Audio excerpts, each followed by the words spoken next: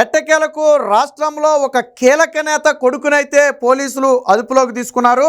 చెవిరెడ్డి భాస్కర్ రెడ్డి కొడుకు చెవిరెడ్డి మోహిత్ రెడ్డిని Chandragiri YCP MLA క్యాండిడేట్గా మొన్న పోటీ చేసినటువంటి చెవిరెడ్డి మోహిత్ రెడ్డిని అయితే బెంగళూరు విమానాశ్రయంలో ఏపీ పోలీసులు అయితే అదుపులోకి తీసుకున్నారు. వాస్తవానికి ఆ దుబాయ్ పారిపోయేందుకు బెంగళూరు విమానాశ్రయానికి వెళ్ళినటువంటి ఆ మోహిత్ రెడ్డిని అయితే పక్కా సమాచారంతో పోలీసులు వెంటాడి అక్కడ విమానాశ్రయంలోనే అదుపులోకి తీసుకోవడం జరిగింది. దీంతో ఒక్కసారిగా వైసీపీలో కలవరపాటు మొదలైంది.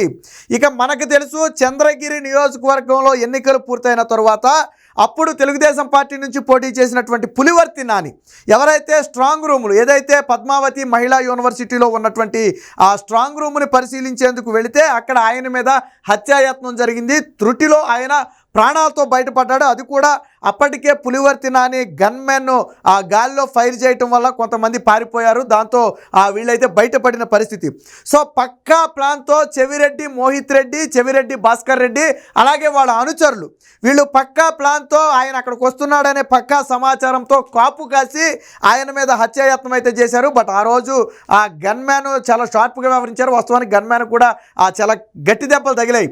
అయినప్పటికీ కూడా అతనికి ఎన్ని దెబ్బలు తగిలినప్పటికీ కూడా ఆ పులివర్తి నానిని కాపాడుతూ ఆయన గాల్లో ఫైరింగ్ చేసిన సమయంలో చాలామంది పరారైపోయారు. ఇంతలో సమాచారం అందుకున్నటువంటి పోలీసులు కానివ్వండి లేదా ఇతర తెలుగుదేశం పార్టీ నాయకులు కార్యకర్తలు వచ్చేటప్పటికి వీళ్ళంతా కూడా పారిపోయిన పరిస్థితి. దీన్ని రాష్ట్ర ప్రభుత్వం కూడా సీరియస్గా తీసుకుంది. పులివర్తి నాని కూడా దీన్ని ఎట్టి పరిస్థితుల్లో దీని వెనక ఉన్న వారు ఎవరిని కూడా వదిలిపెట్టే ప్రసక్తి లేదని చెప్పి నాడు చెప్పడం జరిగింది.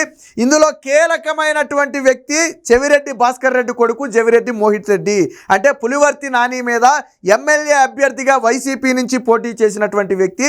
ఈయనే కక్షతో అంటే అడ్డు తొలగించుకోవాలనే ఒక కక్షతో అప్పటికి ఇంకా ఆ ఫలితాలు రాలేదు. సో మనమే గెలిచేది మేమే, మాకు ఎదురు లేదు అనుకున్నారు ఏమో కానీ ఆ రోజు పులివర్తి నానిని చంపేయాలని పక్కాగా ప్లాన్ చేశారు. బట్ ఆయన త్రుట్లో అయితే ప్రాణాలతో బయటపడ్డారు. సో అప్పుడు జరిగినటువంటి దాడికి సంబంధించిన విజువల్స్ని ఇక్కడ చూడొచ్చు. అలాగే అప్పుడు తర్వాత ఆ పులివర్తి నానికి ఎంత తీవ్రంగా గాయాలయ్యాయి. ప్యాచర్ కూడా చాలా రోజులు ఉంది. ఆయన ప్రమాణ స్వీకారాన్ని కూడా వీల్ చైర్ మీద రావడం జరిగింది.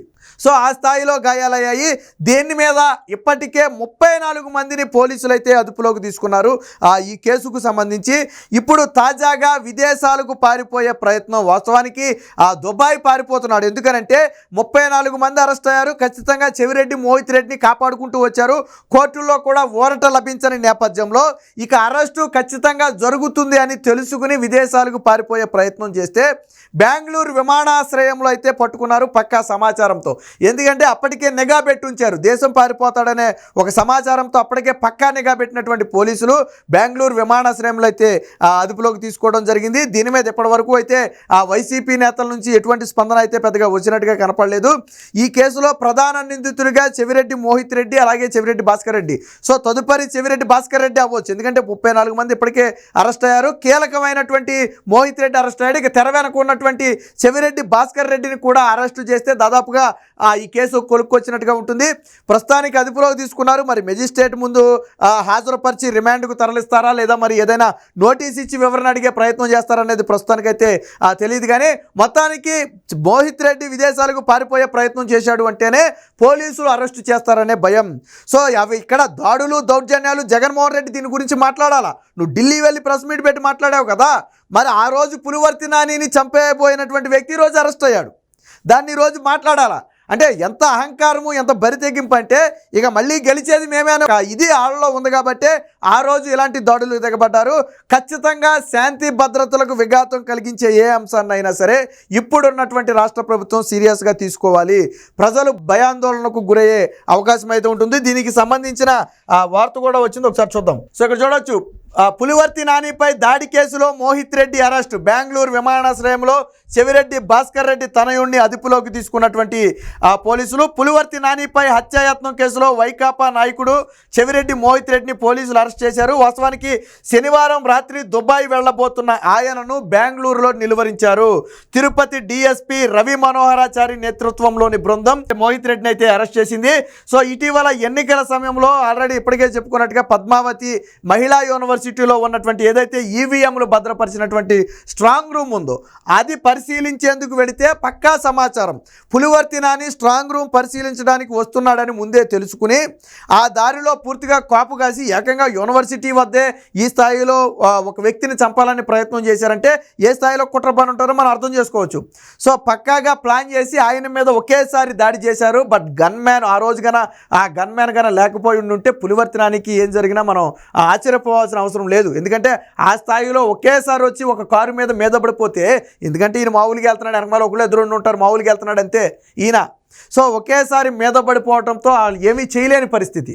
కానీ ఆ రోజు గన్మ్యానే ఒక్కడే కాపాడాడని చెప్పొచ్చు. ఎప్పుడైతే ఆ ఫైరింగ్ చేయడం మొదలుపెట్టాడో ఆ ఫైరింగ్ దెబ్బకి వాళ్ళంతా కూడా పరారైపోయారు. ఇంతలో సమాచారం అందుకున్నటువంటి దగ్గరలోని టీడీపీ నేతలందరూ కూడా రావడం జరిగింది. సో ఈ హత్యాయత్నం కేసుకు సంబంధించి ఇప్పటికే 34 మందిని కూడా అదుపులోకి తీసుకున్నారు. తాజాగా వైసీపీ ఎమ్మెల్యే చెవిరెడ్డి భాస్కర్ రెడ్డి, నాటి వైసీపీ ఎమ్మెల్యే చెవిరెడ్డి భాస్కర్ రెడ్డి కొడుకు వైకాపా అభ్యర్థి మోహిత్ రెడ్డికి చెందినటువంటి అనుచరులు భానుకుమార్ రెడ్డి, గణపతితో పాటు పలువురు దాడి చేశారు. మారణాయుధాలు, రాళ్లు, బీరు సీసాలతో దాడికి తెగబడ్డారు. నానితో పాటు ఆయన డ్రైవరు గన్మ్యాన్ పై సుత్తితో విచక్షణారహితంగా దాడి చేశారు. గన్మ్యాన్ తేరుకుని గాలిలో కాల్పులు జరపగా నిందితులు పరారయ్యారు. ఘటనలో పులివర్తి నాని ఆ భుజం, కాలికి అలాగే గన్మ్యాన్ తలకు కూడా చాలా బలమైన గాయాలు తగిలాయి.